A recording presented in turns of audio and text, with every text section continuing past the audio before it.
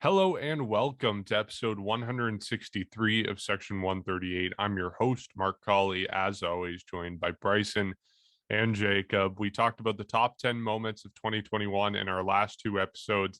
Today, we're going to be talking about a topic far more depressing. We're talking about the worst 10 moments of the 2021 season. Guys, how are you?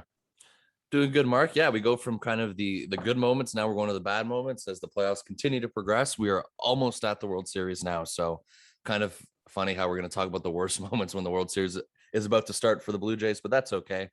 And yeah, I'm doing very well, though, as much as I still miss the Jays. Yeah. And I got to be honest, for a few moments there, I was rooting for the Red Sox over the Astros. I know it's the lesser of two evils that you have to choose between, but I do want the Red Sox to go to the World Series because I think I hate the Astros just a little bit more, and I just want that karma. But Jacob, how are you? You know what? This is going to sound weird, but I think I'm actually more excited to talk about the worst moments of the season than I was the best moments, just because think of it, like what we have written down here, I think a lot of it can explain what happened and what went wrong with this team. So maybe looking into these things is what we need to do in order to figure out what happens next year. But you know what? I definitely do miss this team, and it feels weird when the Leafs have 5 days in between their games, and you're so used to just having maybe 2 games in a day. So it's definitely a bit of an adjustment period. But happy to be here, and some of these things on our list will cause some arguments, but I think it'll definitely be fun. That's why you got to do what Bryson's doing. Start cheering for the Raptors. He's got the Rap hats on. They're back home. Ready. I watch all of them. It still is weird. I have multiple days in between. Yeah. Yeah, this is going to be a fun podcast or a miserable podcast. We'll find out. For anyone listening who maybe already has high blood pressure or is not in a great mood, might not be the podcast for you to listen to this morning because it's not going to be fun to talk about a lot of these moments for the Blue Jays. But let's kick it off right away with moment number 10, the worst 10 moments of the Blue Jays season. Moment number 10, and just a quick note before we begin, these are kind of in order, relatively in order, but when it comes to ranking the top 10 worst moments of a season, we found it was very difficult to get it down to an exact order as it was for the top 10 moments of the 2021 season. So they're in a rough order, but it's not exact. It's more just all these moments sucked, and let's reflect on it. But the first one is the Blue Jays against the Tampa Bay Rays on May 21st when they gave up a grand slam in extra innings. So there are so many moments on this list that are about the Blue Jays in extra innings or in the ninth inning. And this one was especially painful. It's Blue Jays Rays, May 21st, as I mentioned. It's a 5-5 game at the end of the sixth inning. And it actually stays that way until the 12th inning. And, you know, we're going to talk about the bullpen a lot today. A lot of the names that are going to pop up is Tyler Chatwood and Rafael Dolis. But remarkably, this game actually stays tied 5-5 until the 12th inning. But in the 12th inning, the Rays blow it open on a Francisco Mejia grand slam. The Blue Jays score 2 in the bottom of the 12th. They try to make it interesting, but they ultimately still lose 9-7. The worst part, I think, of this game, and Jacob, you and I did a live stream after, and it was staying up through the entire game, I think it was 4.5 hours, only to be very disappointed at the end and with the end result. And I think it was a sign of things to come, a sign of the start of the Blue Jays bullpen struggles, and they certainly continued. And we have a lot of games from like a 2-week stretch in May and June on our list, but it was an important stretch of the season for the Blue Jays too. They are facing Boston, Tampa Bay, and the Yankees for 10 straight games. And there are a lot of moments from that stretch that have ended up on this list.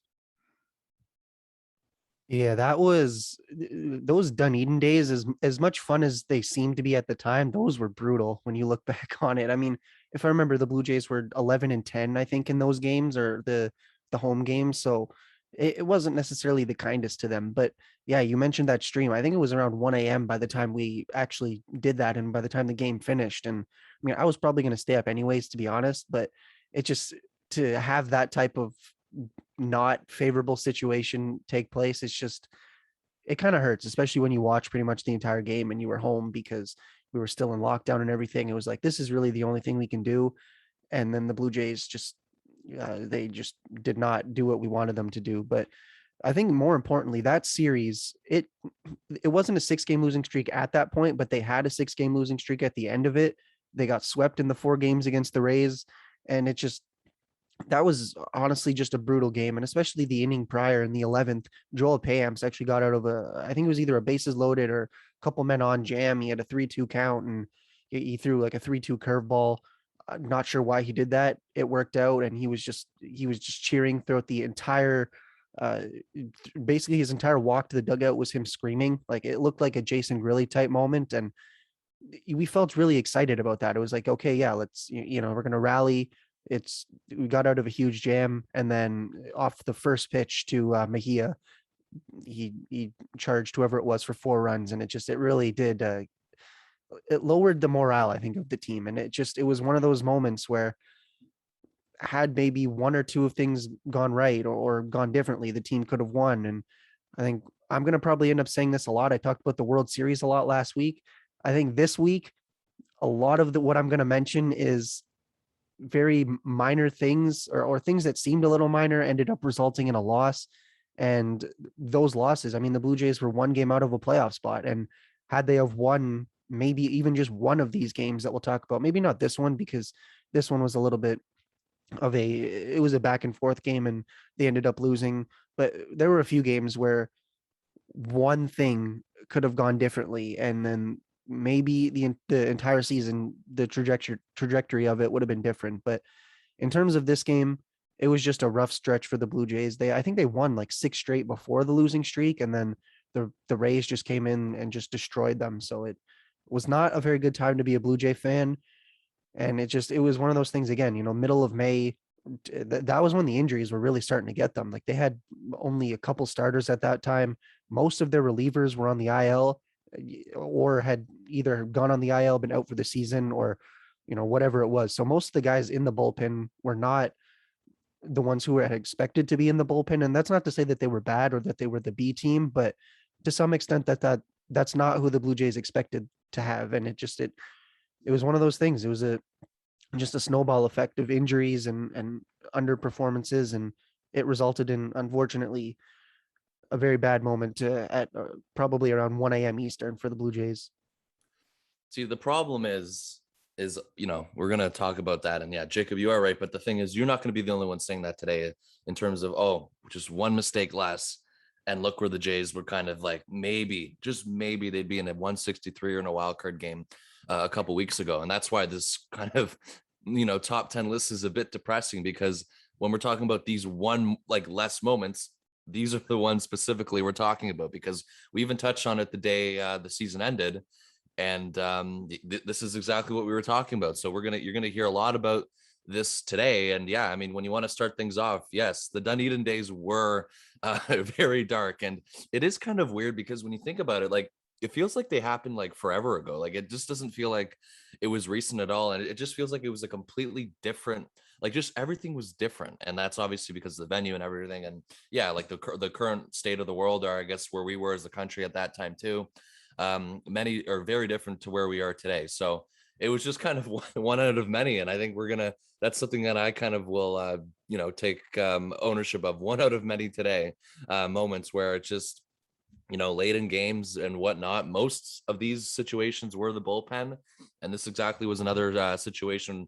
What do you call it? Sorry, where the bullpen kind of got things out of hand for you. And that's the problem, because at this time too, it was May 21st at the time, basically what we were saying at the time as well. And I know a lot of our opinions, and that's kind of the way sports work, is that they get outdated very quickly. But at the time when we were recording all this, and we were kind of talking about how, the Jays were hovering about around 500 at the time, and they need to go on a run. And that run didn't happen until August, the end of July. But at the time, basically what we were saying was, and pretty much a lot of people agree with this, is that, by the time May, or the calendar flips to May, that's when you want to kind of figure things out and head in the right direction. And unfortunately for this team, they just didn't do that this year early enough in the season. And that's obviously one of the flaws of why they missed out of where they were a couple of weeks ago. And this is another prime example. May 21st, you're expecting this team to kind of eventually go in the right direction. And pretty much for, all the way from April to when they came back to Toronto, they were hovering about around 500. So we had a lot of these games where they would win games, obviously, and you'd feel like, okay, this is it. This is the start of something special. And then the next day, the bullpen would come out, or, anyone specifically. I don't want to mention names just yet because we're going to get into more other meltdowns. But, I'll just say the bullpen in particular, that's how you lose a game. And, as a team, you lose the game late, and unfortunately you can't recover. And that was the one thing too with this team, is when they lost the game late, they didn't recover. They would always kind of recover with a couple runs, like you mentioned, and the Jays kind of added a couple runs in the bottom half of that inning, but they fell short. And that was kind of the story of the season as well. They were just short. And at the time too, right, you had the Tampa Bay Rays, and we all know the Jays struggle usually against the Rays. I know later on in the year they definitely played a lot better against the Rays, but at the time it was early on in the season, and it just didn't feel like it was going to go well, especially when you're in Dunedin, in Florida. Probably more Rays fans, as much as there's barely any Rays fans in existence, but it's not hard to kind of outperform the Jays at Dunedin Stadium when you have more visiting fans than actual Jays fans, is what I mean. So we saw that a lot as well with how Dunedin worked. And the Jays come out, score 2 in the bottom of the 12th, but fell short, like I just mentioned. And the fact that this was almost a 4.5-hour game too doesn't make things a lot better either. You guys mentioned it, that you guys went live that night, and probably not fun talking about a meltdown at 1:30 in the morning. So I mean, it's just a lot of things here where there's a lot of red flags. That's been the trend lately, red flag. So I mean, I think all these moments deserve a red flag, but especially recording or kind of live streaming that late at night about this is a massive red flag for me. I don't think it was quite 1:30 in the morning. I think it was probably about 12 if it was a 4.5-hour game. Okay, but yeah.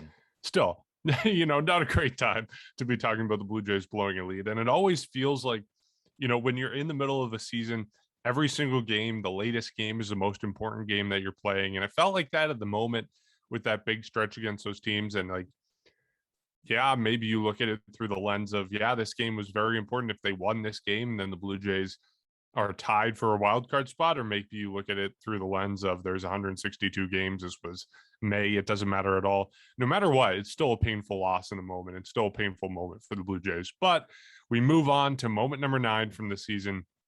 It's the triple play the Yankees turned against the Blue Jays on June 17th. So this is a similar kind of cursed stretch for the Blue Jays. The Jays had lost 3 in a row coming into this game. They had lost 2 in a row to start the series against New York in Buffalo. They're at risk of being swept by New York. And it's the first inning. Finally, they've got an opportunity to score. They got an opportunity to get ahead and hopefully avoid the sweep. Blue Jays have runners on second and third. There's no outs.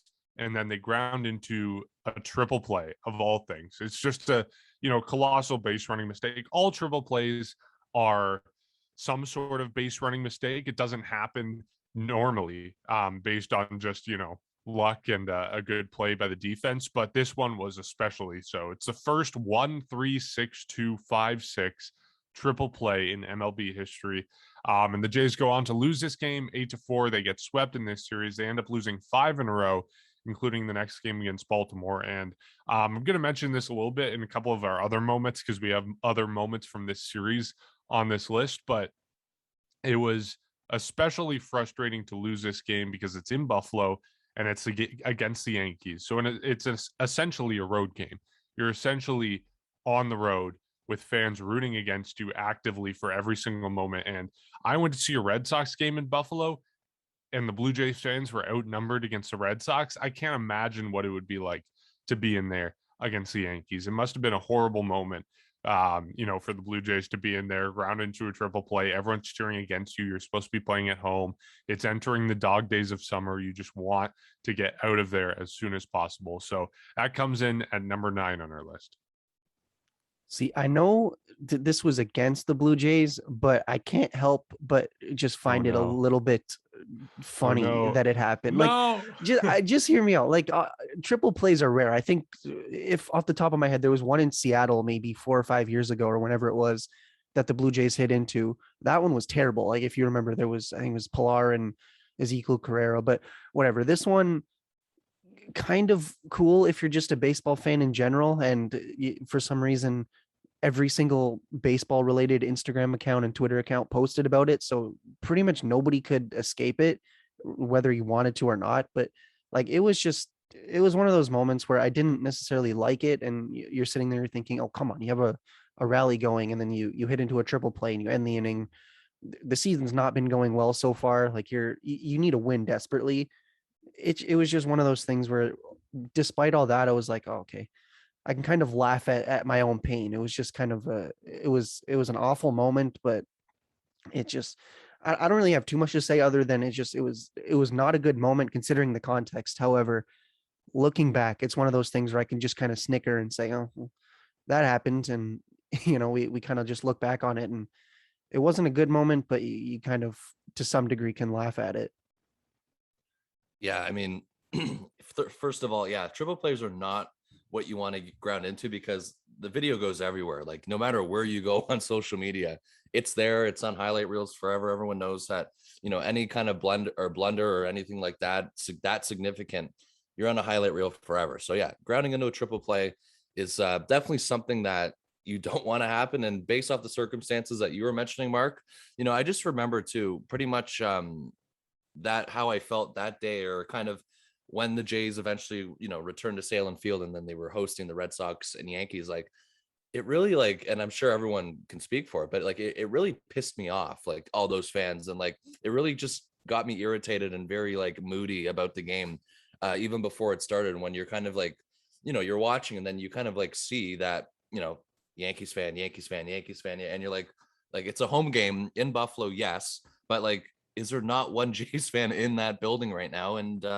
it was very hard for it to believe that there was at times. So that definitely doesn't help. The fact that that was the case in terms of being outnumbered pretty much every game that the Jays hosted, either the Red Sox or the Yankees. And even in Dunedin, it was just as bad. But obviously in Buffalo, it was even worse because that was obviously closer to actually Boston and New York. So not a good feeling whatsoever. And yeah, just grounding into a triple play. The Jays have done it a few times over the years, and you just kind of like you just kind of look at it and you're just like, it just sucks. Like you're like, here we go. Now you're gonna see this everywhere you go on Instagram, Twitter, and then either if it's lucky or not, it's just something that always seems to happen. And it would just feel good to watch the Jays turn a triple play. I know they did back in 2012 or 2013, but you'd rather, we're kind of due for a triple play sooner rather than later. A couple teams I think did like more than one this year from what I remember. I think there was a team that did it twice, or it was either like once for the past 2 years consecutively. So triple plays are obviously very rare. They're very unique though when they do happen, but not when it's against your team. And I think everyone could speak for that. So yeah, that's just definitely kind of a little bit of a, it just sucks. Like it's not, it's not one situation where you look back and say, this cost of the Jays a playoff spot. It was just one in particular moment, which makes this kind of, moment special or unique in this list, is that it didn't really, have an impact on the Jays like future in the standings or anything like that. It was just kind of a moment that happened, I guess, at like during a game that just sucked to make it as plain and simple. Yeah. And I think in that moment, I think the favorite part of, obviously a horrible play for the Blue Jays, but after Bo Bichette is tagged out at third base, he just kind of like raises his hands and looks around. And I don't know if he was looking to the dugout for them to, review it, which they ended up doing, although it didn't go the Blue Jays' way. But he just looks so dejected. He's like, what is happening? What did I do to get into this situation? And yeah, like I could imagine the Curb Your Enthusiasm theme music playing at that moment in Bo Bichette's head. But yeah, a lot of these moments, they matter for the Blue Jays. They ended up costing the Blue Jays, but this moment is just something that's frustrating. And I think for most of the items on this list, whether they impacted the Blue Jays or not, we can look back at them and kind of laugh at them in hindsight. Most of them are one game where things just went entirely south, and we can look back at it in hindsight and get a good chuckle out of it and not be so depressed. There's a couple items on this list that are just absolutely horrible, and when we get to them, we're not going to be joking around. But this is one of those moments that you can look back on, and it sucks. It sucks that it happened to the Blue Jays, but in hindsight, it's just something that you can laugh off. And Yeah, sure. Triple play, a little bit of a novelty. But okay, moving on to moment number 8. This is, I think, one of those horrible moments that you can't really laugh off. But it's Ross Stripling's meltdown the day before the Yankees triple play on June 16th against the Yankees. So at this moment in the season, kind of talked about it, the Blue Jays have just lost a couple games to Boston. Now they're facing New York. They're in Buffalo. They're essentially on the road. Um, I can't imagine what it would be playing in that moment at Salem Field in front of Yankees fans. You think it's going to be a home game. It's not. We talked about that. Anyways, at this moment in the season, frustrations are building for the Blue Jays. It's the 6th inning. Ross Stripling's on the mound. He's a starter at that point in the season. He induces a ground ball to the third baseman, Joe Panic. It's Giancarlo Stanton running. And if I remember correctly, Stanton had an injury at that part of the season. I don't remember if it was a lower body injury or like a rib injury or something like that, but he's running slowly. He's not running at full speed. Panic doesn't see this. He charges the grounder. He rushes his throw, and the throw gets away from whoever was playing first base at the time, probably Vladdy. And Stripling just kind of erupts. He kind of throws his hands up and he, throws him against the ground, and he yells like he's walking, and he's just pissed at Joe Panic, and it's an ugly moment for the Blue Jays. And then we see later they kind of have an interaction in the dugout, and then we hear the apology from Ross Stripling after the game and the next day on social media. And Ross Stripling, all kudos to him. He deserves it for the way he handled this and the way he kind of admitted to, I think it was said it was his worst moment on a baseball field in his career. So, props to him for understanding how ugly it looked, but just in the moment and looking back on this moment, it was a horrible moment for the Blue Jays. And I think, we talk about how good this team is in terms of being, friends with each other and the chemistry that they have. This was probably the one, I think, the one sour patch if in terms of the entire season, because it was brutal. I mean, as fans, I think we can all say that we react similarly to the way Stripling did. I don't know how I didn't have a stroke after watching that last Yankee series, to be completely honest. I was getting into it, and I think a lot of people were.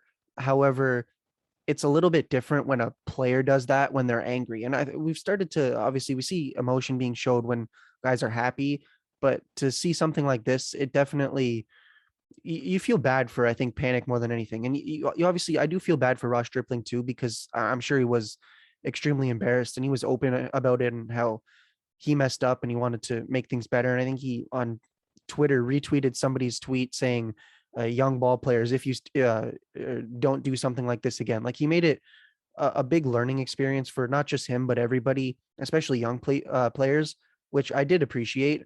However, the one thing that I don't necessarily like, or I don't know, it's just kind of a byproduct of what happened, is you do feel bad for Joe Panic, because first of all, nobody wants to make an error. Nobody wants to be called out. However, when Ross Stripling came to him in the dugout, there really wasn't much that he could do. You're not going to show up a guy in the dugout with the cameras watching you. Look what happened with Tatis and Machado. That was all over social media.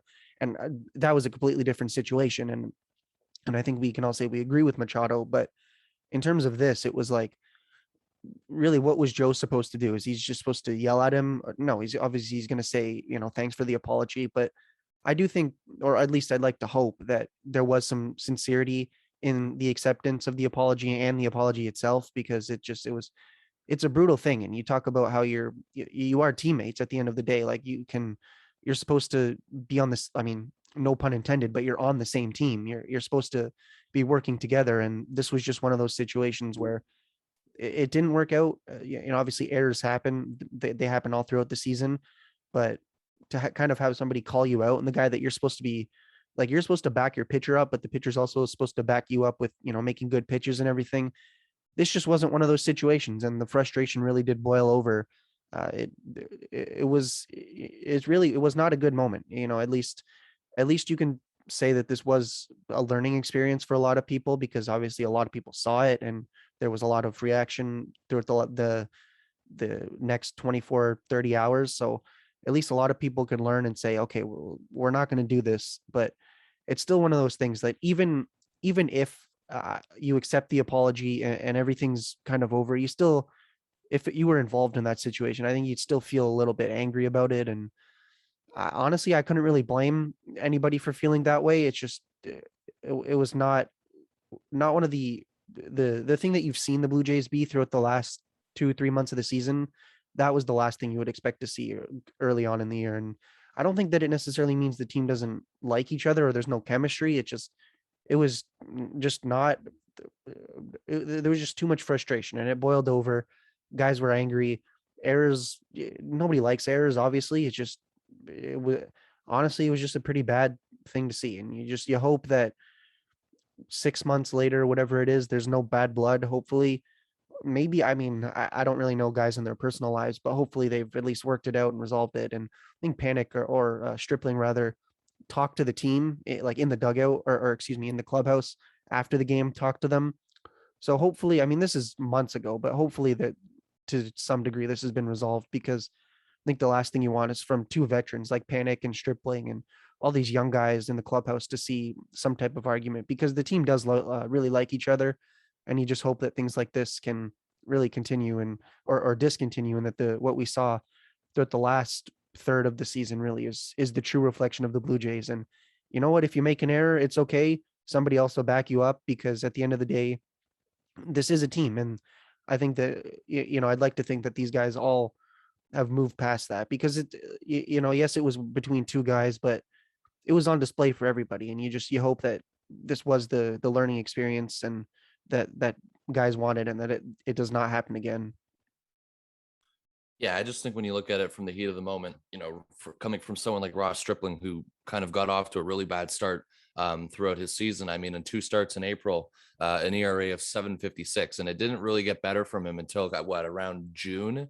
And I think May was also a month where he kind of struggled, or maybe that was when he began to turn things around. It got a little bit better for him in May, but 4.40 ERA in 6 games, because he had the one where he came out of the bullpen as the opener. So April was pretty much very haunting for him. And you have to kind of take into account that in the heat of the moment at that time, for somebody who's struggling as much as he was, he got mad. And there's nothing wrong with him getting mad. Obviously, he expressed his frustration in the wrong way, because he went right after Joe Panic on live TV and everyone kind of understood what was going on. But he was very quick, back to what Mark mentioned a few minutes ago, of how he was very well at handling the situation. We all know that Ross Stripling is a good person. Like, we all know that he didn't intend to do this. And as much as he was in the wrong, he came out and apologized right away and kind of handled it correctly, which made him, in the right for that. So I'm happy he did that. But I just take it into account of people who want to win. And for Ross Stripling, for somebody who was struggling as much as he was, you can understand why he was, on edge, or it just, you got to find a better way to express it, or kind of hide it, your anger, and kind of pitch through it. And that's not what happened, unfortunately, that day. So it was handled well afterward, and that's all I can really ask for. And for the future for Ross Stripling, the season obviously made a turn for him around May and June. So we did get better, but the one thing you take away from was, for people watching, is that that's something that, especially in professional sports, that you don't do. So I'm just happy that it was handled correctly afterward. And from that, for that reason alone, I'm kind of forgot about that situation, to be honest with you, as well. And for that reason alone too, I give him a pass for what happened. But I'd be very surprised if he'd made the same mistake twice in terms of that. So there's not really much more to say for my opinion about that. And I thought it was handled correctly. And from what I remember, after he kind of apologized to Joe Panic in the moment, I think he said it was kind of like he didn't think it was a big deal. But then after the game, going back to the clubhouse, he watched that moment on replay on Twitter, and his phone is blowing up, and he realizes how bad it looks. And I think, like you said, Jacob, I think he decided to address the clubhouse right then and there, and kind of just stand up and take responsibility for it. So yeah, you love Stripling all the more for it, even though it was a dark moment for him. He comes out of it looking pretty good, the way he handled it as a leader in the clubhouse. But again, just sheer raw emotion in the moment at the time looks very bad for him and very bad for the Blue Jays. But let's move on to another moment. And as with all these moments, of course, they all look bad for the Blue Jays. But this comes the exact same stretch, the exact same road trip for the Blue Jays. It's June 11th, which is a series before all these Yankees shenanigans that we just talked about. The Blue Jays are playing the Red Sox at Fenway Park, and they blow a 5-1 lead. This is the first game of the series. The Blue Jays go on to win the middle 2 games, including that 18-4 win on a Sunday, and then they lose 2-1 in Game 4 after that Vladdy home run that we talked about in our previous episode, the top 10 moments of the season. Blue Jays are up 5-1 in the 6th inning. I was at this game. I was having the time of my life. It was the first game I went to kind of after the lockdown of the pandemic. It was the first Major League Baseball game I had been to in almost 2 years. Having the time of my life. I thought for sure they would win at this point. That was my mistake. It was Fenway Park. Should never make that assumption. Ross Stripling coming up again. He was a starter in this game. He gives up a run in the 6th inning and then gets pulled. And in comes everyone's favorite reliever, Tyler Chatwood. This is the first Tyler Chatwood mentioned in this podcast, but he's going to be mentioned a lot in the upcoming moments. I think he's probably got like 4 or 5 moments all to himself on this list. He goes hit by pitch, a walk with the bases loaded to drive in a run, a wild pitch to give up a run, a hit by pitch with to load the bases again, and then he gets pulled. Thankfully, Tim Mesa gets out of this inning. Jays are still up 5-4, but then we go to the bottom of the 8th. Christian Arroyo hits a solo home run off Carl Edwards Jr. That's a throwback name, Edwards Jr., to tie it. And then Rafael Dolis, another favorite guy of all Blue Jay fans, fan favorite. He comes in the bottom of the 9th. A throwing error for Bo Bichette. It was Gurriel at first, so maybe if Vladdy's there, he gets it, but ultimately the onus is on Bo Bichette to make a good throw.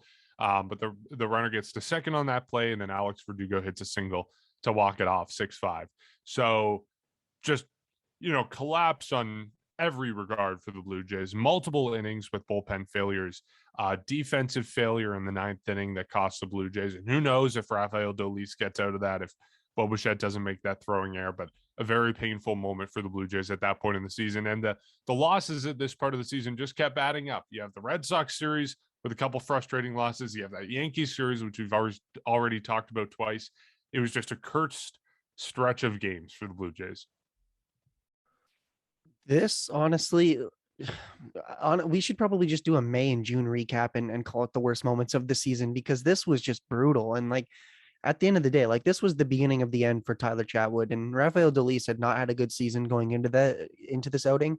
And I know I think I was the one that said he was going to be the closer, and well, he did the exact opposite of close. He blew games, but for Tyler Chatwood, like it just literally nothing went right for him. And it just, yeah, okay, the Blue Jays still had the lead, but they didn't end up winning. They didn't have the lead, but or didn't end with the lead. But this was just such a brutal game, and he just nothing that he did seemed to either get over the plate or get by a hitter. And just to note, 3 of the runs that Chatwood allowed technically weren't even charged to him. Like they were charged to Ross Stripling, and that really inflated his ERA. Like we talk about how good of a stretch he was having coming into that, only 1 run over whatever it was, 5 2/3 or whatever it was that you said there.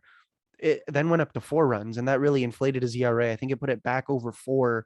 It was under 4 going into that start, or like when he was pulled from the game, it was under 4, and that really inflated his ERA. And artificially, to be fair, like yes, the way baseball works, if you leave a runner on and the next pitcher gets up or gives up a hit, that's charged to you. I understand that, but if you're Ross Stripling, how are you not thinking, come on, like I just gave you a good outing, and like what is this? Like we talk about the frustration from the last outing or the last incident.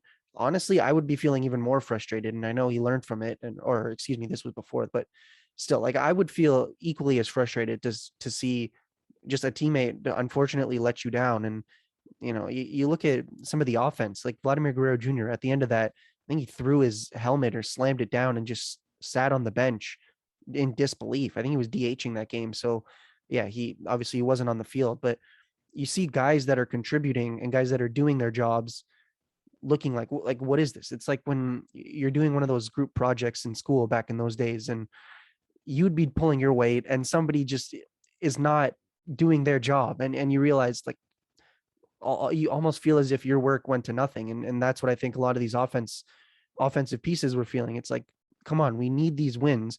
We had it going into the later portions of the game, and you blow it. Like it's just it was frustrating in the moment. And I think we all agreed, and we said this all throughout the season, all throughout when we started doing the series recaps, pretty much every time, or at least once or twice a week or a month or whatever, we talked about how there was one game in that series that was going to end up haunting the Blue Jays. This was one of them, one of far too many games that you should have won. You could have won. Like you had it, you had a 4 run lead. It was one of those things that you can't be blowing games like that. And at least the only thing that I think is a good thing that we can take from this is the bullpen in that game is completely different than the bullpen that we saw at the end of the season, and it's completely different from the bullpen that we can expect next season. So hopefully we do not have as many blown leads and blown games. The Blue Jays led the league in blown games with blown bullpen games with, I think it was 17 or probably more than that. It was 17 at one point. It's probably in the 20s at this point, or at the end of the season. But all you can hope is that these negatives don't happen. And that's why I said I was kind of excited to talk about this, because we can look at what went wrong and kind of ease our nerves for next season, because you know that Tyler Chatwood's not here. You know that Dolis is not here. You know that Simber, Richards, both of them are here for next season. Simber's here for the next 3 seasons, I think. So at least you know that if you're in a tight game, you have your big four and you trust your big four. Now, I don't want to jinx anything and say that people can fall off next season, but based off of the precedent that was set this season, or towards the end of the season, at least we know that things like this will not happen again, or at least you hope it to a lesser extent, because as we've said, one game was the difference between a tiebreaker and going home after destroying the Orioles. So it was definitely a hard thing to watch. I remember there was a ton of things going on that day for me, and I was like, no, I'm going to stay and watch the game. Well, I ended up leaving my house right after that last pitch was thrown, and I just screamed on my street in the pitch black. Like it was brutal. All you can hope, last thing I'll say, all you can hope is these things don't happen again, because the Blue Jays are too good of a team to consistently blow games and consistently, or just lose winnable games and not end up making the playoffs because of it. Yeah, Jacob, what you were talking about, kind of like that school project thing you were talking about, where it's pretty much where you do nothing but you get an A+. But for the Jays perspective, they didn't get an A+. They continued to get like a failure when they blew these games. So that's why it just made it even worse than what it sounded like. And yeah, my takeaway too, I agree with what you said, Jacob, is that, look where they were at that time and then look what it turned out to be. So it's probably not going to be that bad ever again. I think the Jays have learned a lot this year from their bullpen as well. And I think that it's going to be an area of priority this offseason. Obviously, it was not last season. It was George Springer. And I think maybe at the time they maybe got a little bit distracted from other things. But either way, you can't complain about getting Springer last year. So this year, though, at least we know that they have the core, and the offense is pretty much almost taken care of, except they have a couple holes like what's going to happen with Simeon and all that. But we've discussed that already. But the main priority for sure, and one of them will be the bullpen. So as long as they can fix it this winter and make sure, the bullpen obviously is in a lot of a better state when the spring comes, because obviously the bullpen from 2021 pretty much got a lot better at the trade deadline. And from April to that point on, it wasn't like that. It was very, look at the names that we've been mentioning. And as much as these guys are Blue Jays killers, and they were on the Jays, which made it even worse. It just, you haven't heard a lot of these names in a while in terms of Dolis, Chatwood, and all of them. So they need to make sure the bullpen is in good hands for the spring. It needs to start off good. And I think that's going to be a massive difference maker for them. But I think they know that. And I think that's why, I do have a lot of confidence for next year as well with the bullpen, because first of all, the main pieces are there. And that's another thing you alluded to, Jacob, is that these guys are under contract for a few years still, which is good news. But, there's a lot of other names and a lot of other areas in the bullpen that obviously need improvement, more like in the middle innings, because that was obviously something that was not a strength for the Jays still at the end of the year. Later on in the game, you had Richard, Simber, Romano, of course. That was obviously an area of strength. But in the middle innings, still not the greatest. And that's why that's pretty much the biggest, I guess, need or room for improvement for this bullpen. And once they figure that out, they need a couple more pitchers, I think. Maybe a lefty still, a couple more lefties. Either way, they're going to be upgrading for sure.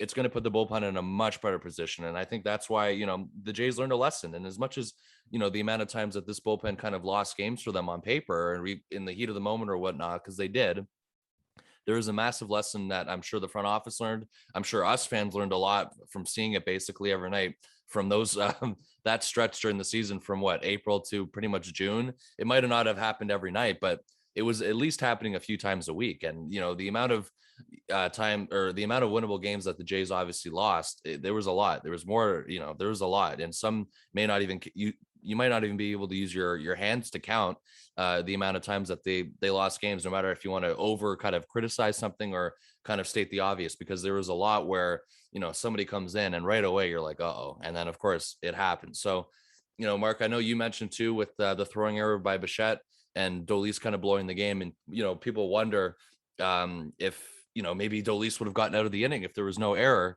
My confidence in that bullpen is so low that I'm willing to guarantee to you, if there was no error, they would have still found a way to blow the game. And I know it's, obviously you can't really prove that because it didn't happen, but it just shows to you the confidence that obviously I have and pretty much every other fan has when the bullpen kind of came into effect early on in the season. At that time, you're like, here we go. What's going to happen today? Are they going to load the bases? Are they just going to give up home runs?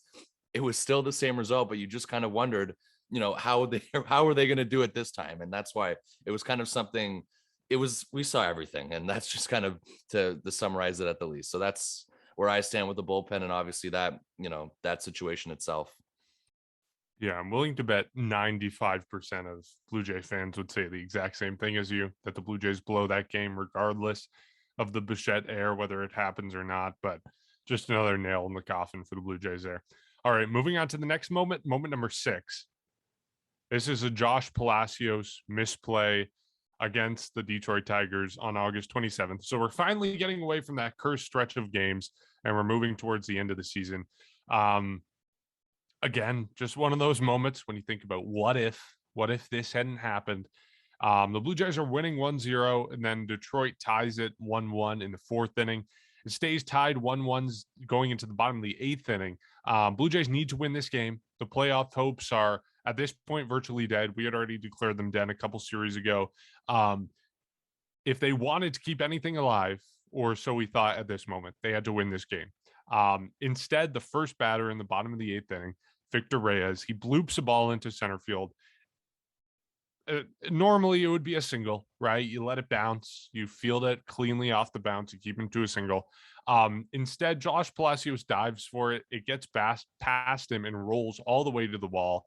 It's an inside the park home run for the winning run for the Tigers. You can call it an inside the park home run. Maybe you want to call it a little league home run because you blame Palacios for that and you call an error on Palacios. But regardless, it's a winning run for the Tigers. I do want to mention this is not just Palacios' fault. You watch the replay, and it's also a horrible relay throw from both Dickerson and Marcus Semien. Dickerson, not a surprise. We know he's not the best fielding outfielder. He has a weak arm, and that was proved time and time again down the stretch for the Blue Jays. Marcus Semien's relay throw from second base home is horrible. Like, it's not online. It's not a good throw. Yeah, I think it's like halfway up the third baseline. So as much as we can blame Palacios about the decision to dive here, we can also blame Dickerson and Semien for horrible relay throws that in most situations, the Blue Jays are able to throw him out at home, or he's held at third base. He's not going to come around all the way to score. So still, this was just a brutal part of the season. It's insult to injury to what was already a depressing stretch of games for the Blue Jays. But one solace from this moment, and potentially what saves it from being higher on the list, is the fact that the Blue Jays do turn it around at this point. They win 2 against Detroit to end this series, and then they get 2 against Baltimore, and then they go into that fateful Oakland series and obviously win 8 in a row, and then they have a couple good series after that. So in the end, after this game, after this moment, they went 15-2 in the next 17 games. So, you can get mad at this game all you want, but they did go on a run after this, so I think it lessens the blow a little bit of this horrible moment. See, this might be controversial, but I actually don't blame Palacios for the effort trying to dive and catch the ball. Because, see, here's the thing. We praise guys when they make these good plays, and we know that there's a risk they're not going to make it. Like, every time Pilar or Springer or any of these guys make a good play, there's a risk that they're not going to make that catch. Now, yes, maybe when you're a more established outfielder, you can argue that, well, you get the right to do it. But at the same time, I don't blame Palacios for trying to make that type of play and trying to really not necessarily save the game, because obviously it was still tied. It's not like if he makes the catch, they lose. I mean, or if he doesn't make the catch, they lose, excuse me. But I don't blame him for at least attempting to catch this ball. And obviously it didn't end up working. It went to the wall. Honestly, though, it's in theory, yes, you should concede the single, maybe take a step back. We even saw that. I think it was in the Oakland series. There were a few plays against the Blue Jays, like the Oakland outfielders did that, and you see this all over baseball. Really, like instead of trying to make a diving catch, you just concede the single. And you remember Max Kepler in 2016, that Melvin Upton Jr. inside the park home run. You can argue that that was a bad route, and that, or not a bad route, but that was a bad mistake, and should have caught it, or should have conceded the single. But either way, like it didn't work for the Blue Jays. They ended up giving up a run because of it, but I don't fully blame the effort. It's one of those things where if it works, you see that on the replays for the next few days, few weeks. It's probably on Sportsnet's top plays of the year. Like it would have been a fantastic play had it have worked. Now, arguing if it should have happened or if Palacio should have allowed it, that's really just a matter of opinion. I really don't know. I think that it depends. Like obviously it's situational. I shouldn't say that you just concede the single no matter what. However, in that situation, I probably would have done what Palacios did and at least attempted to catch the ball. But again, one of those things, something that seems somewhat minute, results in a loss, results in not the season result that we ended up or that we hoped for. So like I said this in the last one, you can hope that things like this don't happen next year. I mean, I'm sure, unfortunately for Palacios, that we won't be seeing much playing time next season. I think if you expect Springer to be healthy, even if Grichuk takes a step back, doesn't really play as much, that's still 4 starting outfielders. And depending on what Corey Dickerson's future with the team looks like, could be 5, could be 4. I mean, the offseason hasn't even started, so I'm not going to totally predict the outfield, but at least you know that the defense is going to be a little bit better. It's going to have solidified outfielders.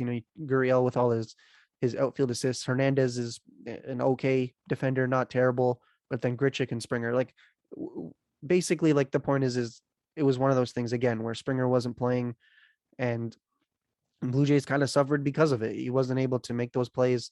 But if you're Palacios, I wouldn't necessarily hold my head low because of it. Like I would say, okay, you made the effort. It didn't really go your way, but don't take it as you should never make these type of plays again. Like, yeah, I think eventually you'll take better routes. You might make better judgment, but in that moment, I would have let him make that catch. And if it works, it works. If it doesn't, here we are talking about it.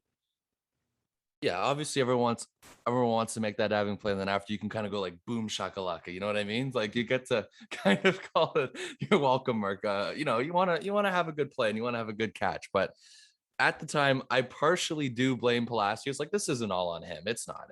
But I think a part of it definitely is. But the one thing that maybe he can't control is the inexperience, and that's obviously him being young.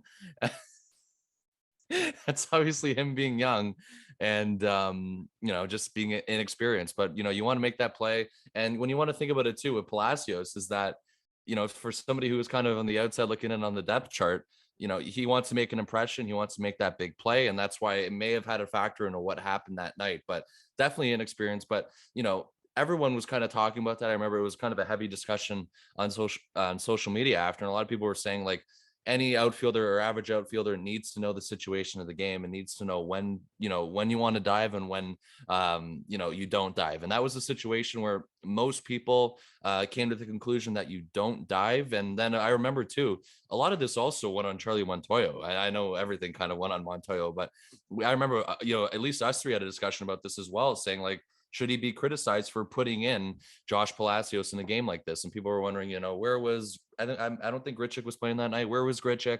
Where were the other people? And why was Palacios in the game in such an important, scenario and whatnot? But yeah, this was also after the meltdown of a road trip. And it just, everyone was kind of losing their mind over everything. So maybe that also had a factor in and kind of fans were on edge after what they kind of experienced. And a lot of people also thought that when that series was happening, the season may have been over. So, or potentially was over. And that's also probably why. So I think there was a lot of factors that went into this, but yeah, just to lose off of a walk-off or, get the go-ahead run against you from a inside the park home run, it's another kind of, feeling that sucks. And it kind of relates to grounding into a triple play kind of, because they're just two really, they're rare plays that when they occur, it's a really massive play. And then of course you see it on highlight reels everywhere. And also the similarities that both of them have is not only is the team executing it, like they do it obviously, right?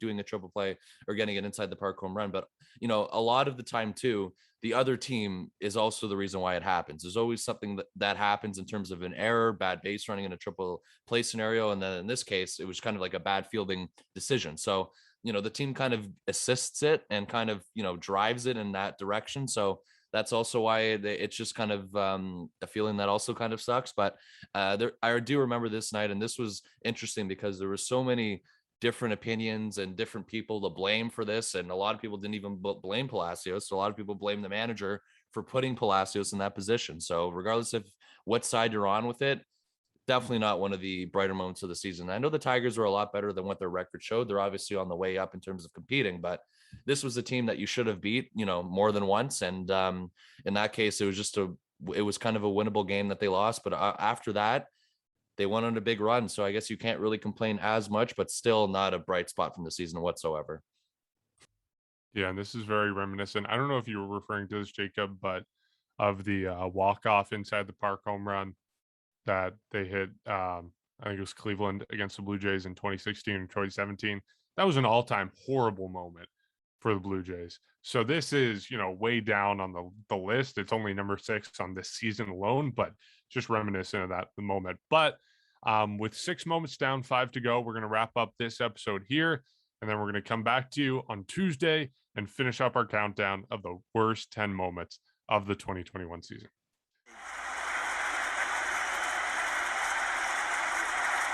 All eyes on the mound and the bearded Sam Dyson. Now he comes set. Kicks the 1-1 pitch. Fly ball deep left field. Yes, sir. There she goes.